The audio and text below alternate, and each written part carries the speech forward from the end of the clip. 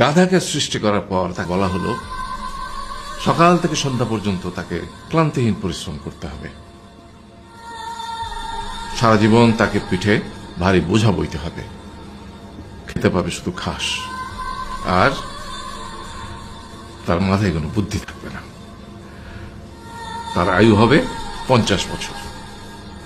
গাধা করজোড়ে সৃষ্টিকর্তাকে বলল, আমি এত বছর বাঁচতে চাই না, আমাকে 20 বছর আয়ু দেওয়া হোক।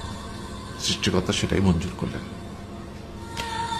কুকুরকে যখন সৃষ্টি করা হলো তখন তাকে বলা হলো যে সে হবে মানুষের সবচেয়ে বড় বন্ধু, কিন্তু সে খাবে মানুষের উচ্ছিষ্ট, এবং তার আয়ু হবে 30 বছর।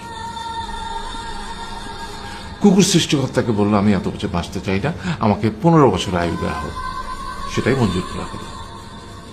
এরপর বানরকে বলা হলো, তুমি শুধু গাছের এ ডাল থেকে ও ডালে ঝুল খাবে এবং নানান রকম ফন্দি ফিকির করে মানুষকে আনন্দ দিবে, তোমার আয়ু হবে 20 বছর। মানুষ বলল, আমি 20 বছর বাঁচতে চাই না, আমাকে 10 বছর দেওয়া হোক। সেটাই মঞ্জুর করা হলো। এবার এলো পুরুষ মানুষের পালা।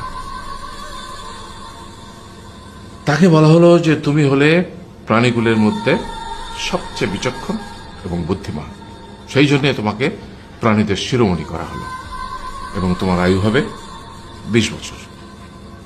তখন পুরুষ মানুষ বলল, করজোড়ে বলল সৃষ্টিকর্তাকে যে 20 বছর আয়ু অত্যন্ত কম, হে প্রভু, আমাকে ওই গাধার সে যে 30 বছর আয়ু চায়নি সেটা আমাকে দেয়া হোক, ওই যে কুকুর 15 বছর ফিরিয়ে দিয়েছিল সেটাও আমাকে দেয়া হোক, আর যে বানর 10 বছর নেয়নি সেটাও আমাকে দেয়া হোক।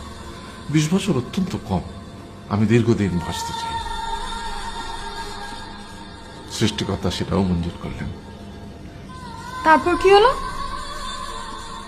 সেই থেকে ছেলেরা পুরুষ মানুষ হিসেবে বাঁচে 20 বছর, তারপরের 30 বছর সংসারের বোঝা পিঠে করে বয়ে বেড়ায়, সেটা কার মতো? গাধার মতো।